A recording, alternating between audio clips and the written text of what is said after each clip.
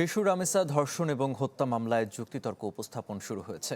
কিছুক্ষণ আগে এই শুনানি শুরু হয়।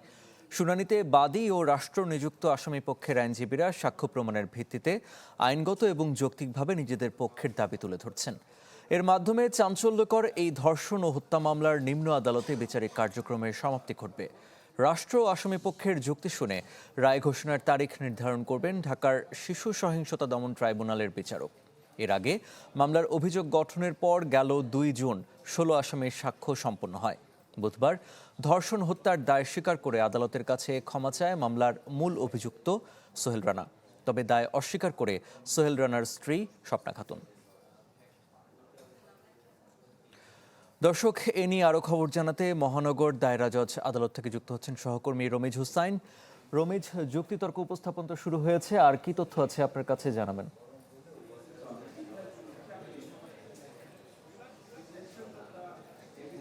11টা 45-এর দিকে এই যে আজকে মামলার রামিসহ ধর্ষণ এবং হত্যা মামলার যুক্তিতর্ক উপস্থাপন শুরু হয়েছে।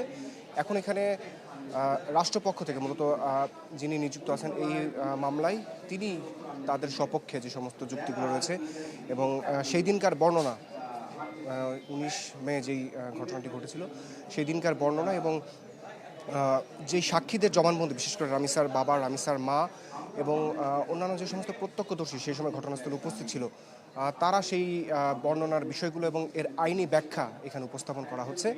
এখানে এর পরবর্তীতে যিনি রাষ্ট্র নিযুক্ত আসামি পক্ষের আইনজীবী আছেন তিনি তার ক্লায়েন্ট অর্থাৎ সোহেল রানা এবং তার স্ত্রী স্বপ্না খাতুনের পক্ষে তিনি এখানে যে সমস্ত আইনি যুক্তিগুলো রয়েছে সেই বিষয়গুলো এখানে উপস্থাপন করবেন।